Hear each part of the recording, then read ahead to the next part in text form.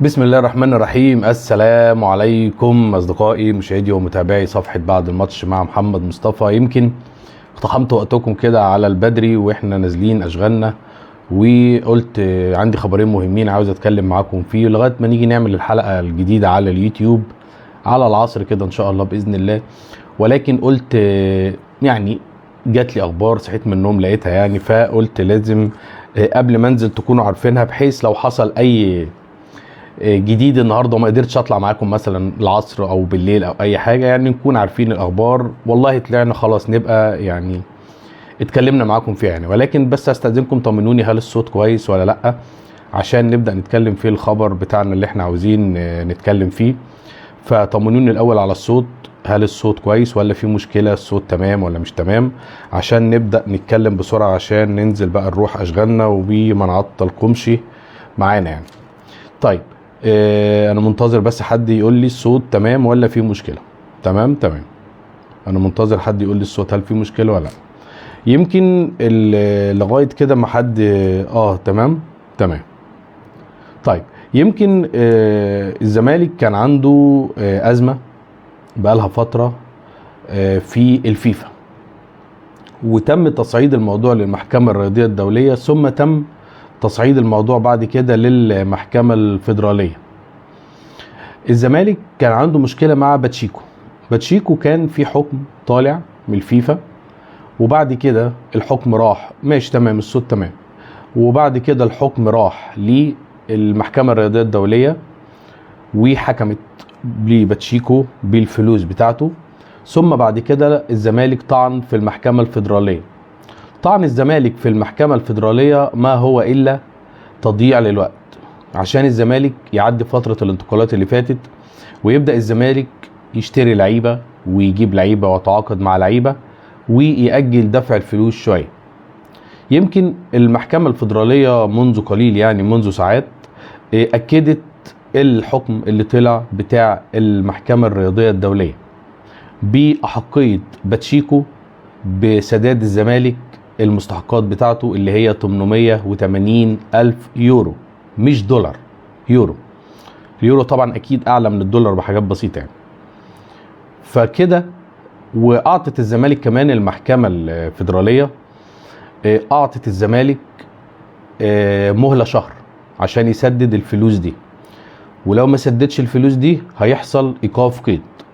فالمهلة الشهر هنقول لو هتبدأ من النهاردة، انت النهاردة بتتكلم في 7 ابريل، فهتدخل في 7 مايو، فانت كده قبل فترة الانتقالات اللي جاية هيكون مقفول لك القيد تاني، وهتكون مضطر انك تدفع 880 ألف يورو اللي هو ما يقترب بمليون يورو يعني فاضل حوالي 120 ألف يورو عشان يبقوا مليون يورو يعني، بمصاريف المحاميين بالمش عارف ايه بالكلام ده.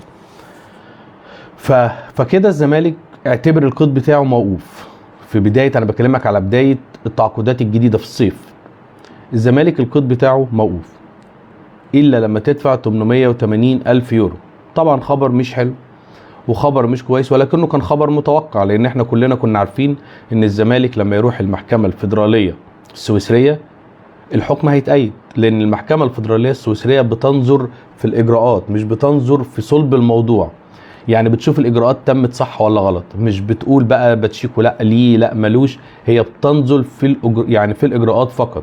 ماشي، ناس بتقول مهلة 22 يوم، انا عندي المعلومة ان المهلة شهر، مهلة شهر مش 8 يعني مش 22 يوم، ولكن واتيفر المهلة 22 يوم 25 يوم شهر.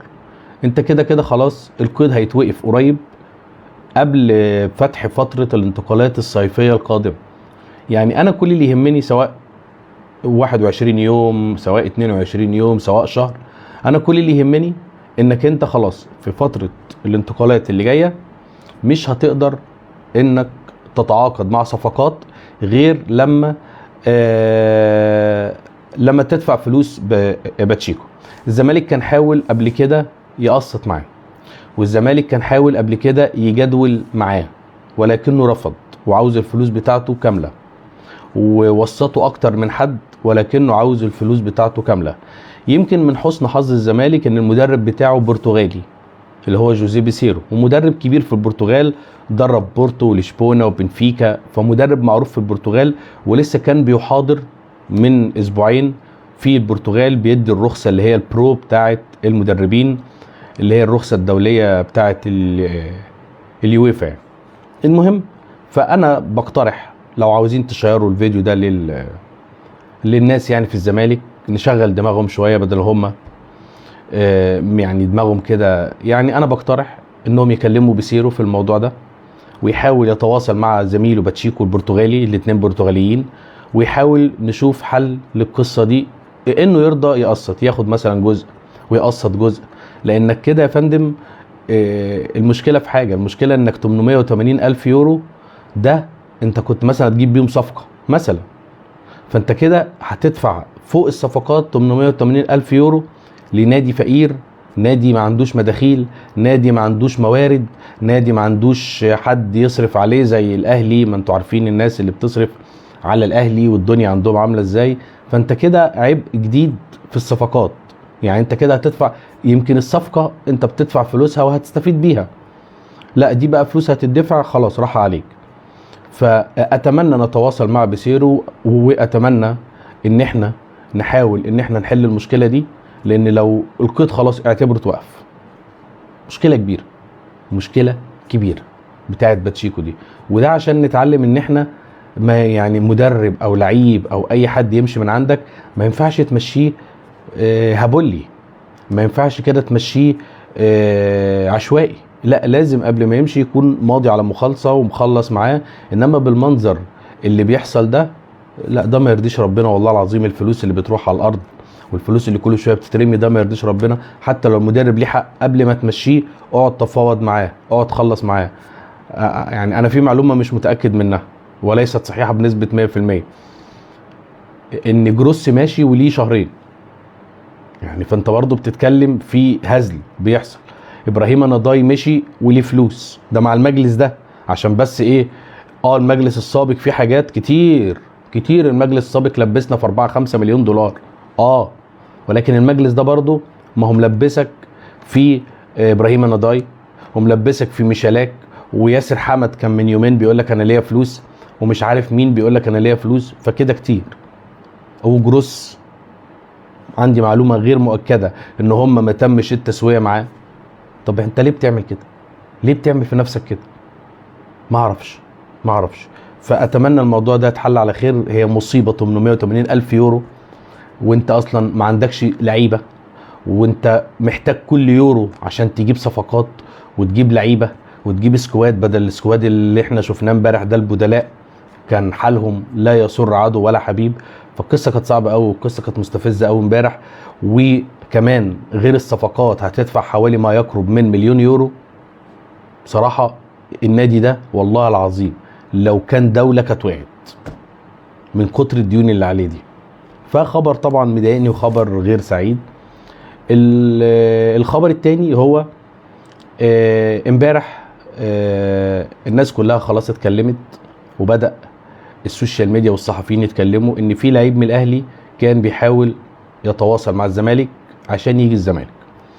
اللهم لك الحمد، اللهم لك الحمد، اللهم لك الحمد. الناس اللي متابعيني على يوتيوب، يمكن انا دلوقتي بعمل لايف على الفيسبوك وهرفعه بعد كده على يوتيوب. الناس اللي كانت متابعاني من فترة، اول واحد في مصر قبل اي صحفي او قبل اي برنامج او الكلام ده كله، كنت اول واحد في مصر. لحظة واحدة بس كده. كنت اول واحد في مصر اتكلم على ياسر ابراهيم. الناس كلها دلوقتي بتتكلم على ياسر ابراهيم، والناس كلها دلوقتي بتقول ان ياسر ابراهيم بيتواصل مع الزمالك. اتكلمت الكلام ده من حوالي يومين 3، وقلت ان ياسر ابراهيم تواصل مع الزمالك، وياسر ابراهيم بيحاول انه يجي الزمالك لانه هو في الاهلي مش مبسوط، وكمان اللعيبه حواليه بدات تاخد ارقام فاحشه. هو الراجل طالب اني عاوز اتقدر، فمحدش قدره، ومحدش اتكلم معاه في حاجه. طيب نعمل لك بلوك يا محمد يا مادي حبيبي يا ابو حميد، هتوحشني. ياسر ابراهيم تواصل فعلا مع الزمالك، وكنت اول واحد اتكلمت على اليوتيوب، الناس اللي متابعه حلقاتي على اليوتيوب باستمرار، ان ياسر ابراهيم تواصل مع الزمالك واتكلم مع الزمالك، وتحديدا اتكلم مع ميدو. ما دام الموضوع بقى تعرف خلينا نتكلم. وياسر ابراهيم عاوز يجي الزمالك لان هو مش متقدر في الاهلي، زائد ان موضوع مصطفى العش الاهلي هيفعل بند الشراء بتاعه، زائد انك انت عندك اشرف داري، عندك رامي ربيعه. فياسر ابراهيم عاوز يمشي، ورامي ربيعه كمان عاوز يمشي بسبب عدم التقدير المالي، بسبب العقود الكبيره اللي في الفريق. ما انت لما تبقى في عقود كبيره في الفريق بتلاقي بقيه اللعيبه الكل بيبص والكل بيقول اشمعنى، والكل بيقول انا عاوز زيه. فياسر ابراهيم عاوز يمشي. وخلي بالك الزمالك عارض على ياسر ابراهيم راتب اكتر من اللي بياخده في الاهلي. هتسالني هتقول لي يا محمد انت محتاج ياسر ابراهيم ولا لا؟ هكلمك بمنتهى الامانه، محتاج ياسر ابراهيم. انا محتاج ياسر ابراهيم. ليه؟ لان ياسر ابراهيم لعب مع الاهلي بطولات افريقيا. انا هقول لك وجهه نظري، يعني لعب مع الاهلي بطولات افريقيا، ولعب انضم للمنتخب برضو على فترات مع مدربين اجانب، اعتقد مع كيروش ومع فيتوريا حاجه زي كده، مش متذكر بالظبط، ولكن مع مدربين اجانب. فياسر ابراهيم مدافع دولي. انت عندك في الزمالك الونش لسه ما رجعش لمستواه، وعندك ياسر حمد، وعندك حسام عبد المجيد، واحمد حسام لسه بتاع الجونه برضو ما يعني لم يتاقلم، ومش لعيب برضو دولي ان هو يشيلك، هو لعيب كاحتياطي الكلام ده كله. فانت محتاج مدافعين تقال الموسم الجديد. فانا شايف ان لو ياسر ابراهيم جه مع الونش ومع حسام عبد المجيد، اكتبوا لي رايكم، هل ياسر ابراهيم هيكون مفيد لينا ولا لا؟ انا شايف ان ياسر ابراهيم هيكون مفيد مع الونش اللي لسه ما رجعش لمستواه، مع حسام عبد المجيد، مع مصدق. اعتقد انت الزناري عندك احتياطي هيبقى صعب، عندك احمد حسام هيبقى صعب احتياطي، ما عندكش حد تاني احتياطي. حتى الولد الصغير ده جيفيرسون كوستا اعتقد ان هم هيمشوه اليومين الجايين. ياسر ابراهيم عنده اخطاء وكل حاجه، ولكن مين عندك افضل عشان تجيبه للزمالك؟ يعني انت لو قالوا لك هات مدافع للزمالك الموسم الجديد، ما انت مش هتدخل بالثلاث مدافعين اللي هم اللي عندك، لازم يبقى عندك واحد رابع. مين المدافع اللي انت تدخل بيه وانت مطمن الموسم الجديد؟ يكون مدافع دولي، ويكون مدافع لعب ماتشات افريقيا كتير مع الاهلي. ياسر ابراهيم لعب ماتشات افريقيا كتير مع الاهلي، واعتقد سنه مش كبير قوي، اعتقد هو بيلعب في 28 29 سنه، ده اذا يعني كنت فاكر صح.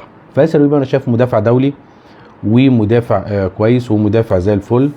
اتمنى ان القصه تخلص بتاعت ياسر ابراهيم، مش عشان رد على الاهلي والكلام ده كله، لا، لانه فعلا صفقه انت محتاجها. يعني انا شايفه صفقه انت محتاجها مع الونش ومع حسام عبد المجيد ومع مصدق، وخاصه ان الونش الله يكون في عونه 3 صليبي فلسه ما رجعش لمستواه، فانت محتاج لعيب معاه. ده بالنسبه لقصه ياسر ابراهيم. ده يعني قلنا نقول لكم خبرين على السريع كده قبل ما ننزل نروح اشغالنا، ولما نيجي ان شاء الله نبقى نعمل لكم فيديو على اليوتيوب او لايف على حسب احنا الوقت يعني هيسمح لنا ولا مش هيسمح لنا. بخصوص زيزو، المعلومه المؤكده اللي عندي مفيش جديد في موضوع زيزو. الزمالك بيحاول معاه، الزمالك رامي كل امكانياته تحت رجل زيزو، وابوه اتفق مع الاهلي ولكن لم يوقع. يعني المعلومه اللي عندي الله اعلم ممكن اكون غلط، انما معلومتي احمد سيد زيزو لم يوقع للاهلي. ابوه اتفق انما ما حصلش توقيع نهائي. وقلتها امبارح في لايف، مش عارف في على اليوتيوب، انا ما بطلعش على الفيسبوك كتير. في لايف قلتها امبارح ان زيزو ما ينفعش ابوه يوقع بالنيابه عنه، ده ما يعني ما ينفعش. الفيفا بتمنع حتى لو عامل له توكيلات، الفيفا بتمنع. فما ينفعش ان ابوه يوقع عنه، لازم اللعيب هو اللي يوقع بنفسه. فالمعلومه اللي عندي انه زيزو ما وقعش، وكل اللي بيطلع من الاهلي ده ما هو الا ضرب فيك عشان يعني يشتموه بقى يوم الاربعاء فهو يتضايق فيمضي للاهلي. بجد لو هتسالني يشتموه ولا يشجعوه، لا ده ولا ده، يتجاهلوه، ولا يشتموه ولا يشجعوه. دي وجهه نظري، يتجاهلوه، التجاهل افضل شيء. فده الكلام ودي القصه ودي الحكايه ودي الروايه. طبعا انا لو هتسالوني انا طبعا الجلسه هتكون بعد ماتش الكونفدراليه على طول. الجلسه بتاعت زيزو هتكون بعد ماتش الكونفدراليه على طول، مش هتكون قبل الكونفدراليه. خلاص انت النهارده بتتكلم في النهارده الاثنين، بكره ليله الماتش، ف يعني مش هيبقى في جلسات اليومين دول. الجلسه هتكون اللي هي جلسه الحسم بقى، الجلسه النهائيه، جلسه الحسم والتوقيع ده اذا كان في توقيع يعني يوم الخميس. خميس بقى بتتكلم خميس جمعه وات ايفر، ولكن هتكون يوم الخميس او ابتداء من يوم الخميس. فانا بالنسبه لي قلت لكم رايي، مش محبذ لبقاء زيزو، عاوز يروح الاهلي يروح. انت شايف ياسر ابراهيم اهو ورامي ربيعه ده قبل ما زيزو يجي عاوزين يمشوا بسبب عدم التقدير المالي، فما بالك بقى لو زيزو جه اتفرج على امام عاشور وحسين الشحات ومحمد الشناوي ومروان عطيه وقفشه والكلام ده كله، فالدنيا يعني صعبه. ومش ياسر ابراهيم لوحده، الناس طلعت اتكلمت على رامي ربيعه انه عاوز يجي الزمالك، لا المعلومه دي مش حقيقيه. رامي ربيعه متفق مع بيراميدز. اللي عاوز يجي الزمالك من الاهلي اللي ميدو قال عليهم معايا شيكات مفتوحه اليوم امبارح، هنبقى نتكلم برضو النهارده بالتفصيل في الفيديو في حوار ميدو، ولكن هو ياسر ابراهيم ومحمد مجدي قفشه الاثنين فعلا عاوزين يشوفوا اي حل وييجوا الزمالك، وانا متاكد من المعلومه دي، ياسر ابراهيم ومحمد مجدي قفشه.